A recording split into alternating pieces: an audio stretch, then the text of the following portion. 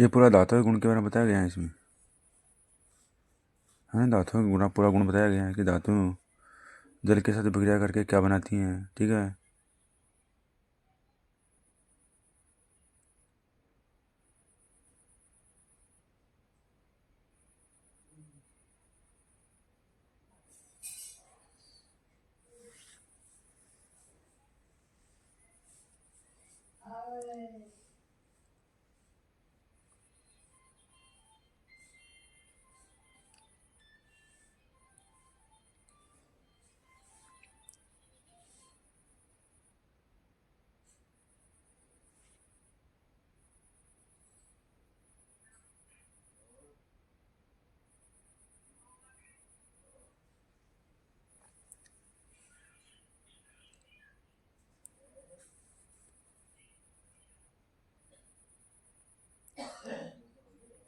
जल्दी देख लो, जल्दी जल्दी,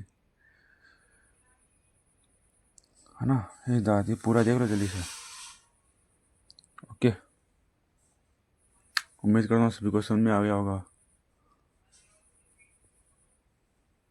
समझ में आ गया क्या? बोलो। देखो, ये बुझा पानी का, बुझे हुए चूने का सूत्र है CaOH2, है ना। मैग्नीशियम में हॉट वाटर जोड़ा, मतलब मैग्नीशियम की विक्रिया हॉट वाटर के साथ कराई, तो ये MgOH2 बना, ठीक है। ओके।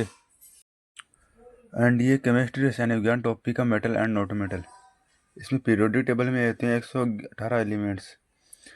तो सबसे ज़्यादा मेटल होते हैं डी ब्लॉक में।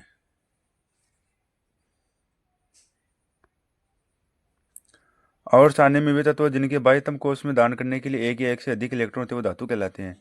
जैसे एग्जाम्पल के लिए sodium, magnesium, aluminium, potassium, calcium. ये इलेक्ट्रॉन को त्यागेंगे और त्याग कर क्या करेंगे, यानी कि विद्युत धनात्मक ये बना लेंगे, इसलिए इनको कहते हैं विद्युत धनात्मक तत्व है। धातु होती हैं दो प्रकार की।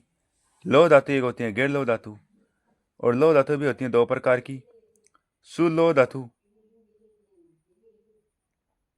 तो सुलौह धातु कौन सी होती है? जिसमें धातु प्रचुर मात्रा में पाई जाएगी। एक होती है अपनी फेरस एलॉय, लोह अयस्क, और गैर लौह धातु होती है नॉन फेरस। सुलौह धातु में कितना परसेंट लोहा पाया जाता है, ये क्वेश्चन है बड़ा अच्छा सा, और इसमें आंसर होगा 100%। अब बात करते हैं स्टील के बारे में। तो स्टील में क्या होता है, यानी कार्बन परसेंट कितना पाया जाता है, तो कार्बन परसेंट की मात्रा होती है लेस देन 0.03%। और मीडियम स्टील जो होता है इसकी मात्रा होती है कार्बन की, यानी कि जो मात्रा कुछ इस प्रकार से आपको दिखाई दे रही होगी कि 0.03 लेस देन कार्बन, यानी ग्रेटर देन कार्बन और लेस देन 0.3। और ये हाई स्टील के बारे में यहाँ पर दे रखा है। और नॉन फेरस जो होते हैं वो दो प्रकार के होते हैं। एक तो होता है फेरस, यानी कि नॉन फेरस जो होते हैं दो प्रकार के होते हैं। एक तो प्योर, एक एलॉय। प्योर में हो गया आपका चांदी, कॉपर, जिंक। एलॉय में होगा copper, zinc, lead. Use of non metal, यानी कि अधातुओं के उपयोग। तो अधातुओं के उपयोग क्या हैं?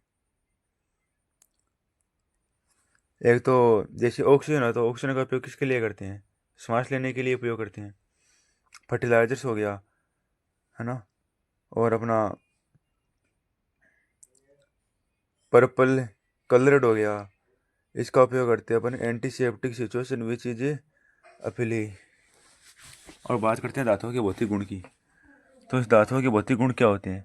तो आमतौर पर ये धातुएं जो क्या होती हैं, लचीली होती है। ये पतली शीट में इनको बदला जा सकता है, ठीक है। और अपन आघात वृद्धि का क्रम दे रखा, घटते हुए क्रम में सबसे पहले सबसे ज़्यादा होगा गोल्ड का, फिर सिल्वर का, फिर कॉपर का, फिर एल्यूमिनियम का।